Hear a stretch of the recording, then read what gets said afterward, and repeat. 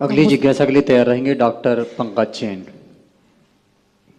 मुनिराजों के चरणों में त्रय बार नमोस्तु नमोस्तु नमोस्तु। एलेख जी के चरणों में इच्छामी इच्छामी इच्छामी।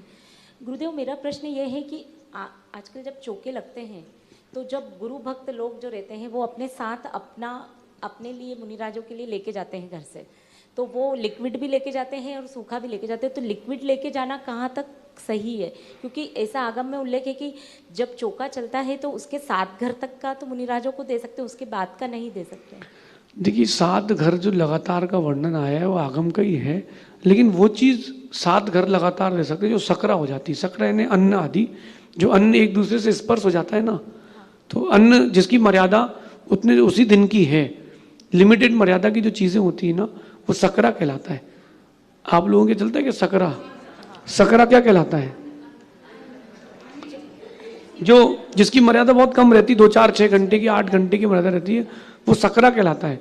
वो चीज़ें लेके नहीं जाएं अपन। कई लोग तो ऐसा रहता है कि जैसे वो माना कि इंदौर से आए तो इंदौर से ही चिप्स बना के लाएंगे और सीहोर चलाएंगे। नहीं, ऐसा बिल्कुल नहीं करना चाहिए। आपको अगर गुरु के आहार देने आए हो, खाली हाथ नहीं आना है, तो यहाँ लोकल में जो घर है किसी का, उनके यहाँ चले जाएं, उनसे 5 मिनट के लिए गैस ले लें, अपनी चीज़ें स्वयं बना लें और उसको, अब खाली हाथ नहीं जाएं, चीज़ें लेकर के जाएं। रस आदि ले जाने में, पानी आदि ले जाने में कोई बाधा नहीं है, लेकिन वो इतना ध्यान रखें कि बेचारे चौके वाले का भी चल जाए, उसी का ना चलता रह जाए।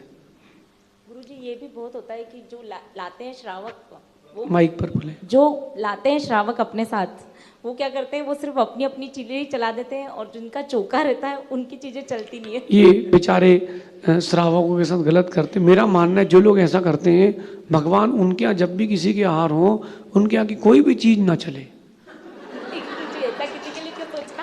कभी भी ऐसा ही हो, कभी उनकी घर की चीज चले ही ना, तो उसको पीड़ा समझ में आएगी कि सुबह से 5 बजे से बनाने का क्या मतलब होता है।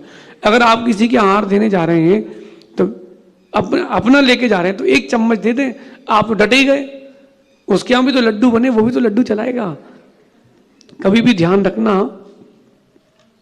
और सभी श्रावकों से कह रहा हूँ बहुत गंभीरता ध्यान रखना। अपन किसी के आहार देने गए, अपन किराएदार हैं, मकान मालिक नहीं है, तो किराएदार बन के रहे, कब्जा नहीं करें किसी के यहाँ। जो लोग आहार कराने जाते हैं ना, उनका भी कर्तव्य बनता है कि आहार दिलवाएं, आहार दिए ना। बेचारे श्रावक ने सुबह से मेहनत की है, लेकिन जो लोग साथ में जाते हैं ना, उनका मन उद्देश्य क्या रहता है कि गुरु जी की आहार निरंतर हो जाए। उसको कोई और मतलब नहीं है, न तो वहाँ चम्मच चुराने आया है, न वो पूरे आहार कराने आया। उसका मन ही लगता है कि बस व्यवस्थित रूप से आहार हो जाए, ये उनके अंदर की भावना रहती है। लेकिन सबको मौका दे दें तो श्रेष्ठ है। बाकी शायद इस विषय को मैं 1 आध हजार बार भी बोल दूं तो भी वो नहीं सुधरेंगे, उनके लिए कुछ नहीं कर सकते, ऐसा समझ। अगली जिज्ञासा के लिए तैयार रहेंगे स्मिता जैन।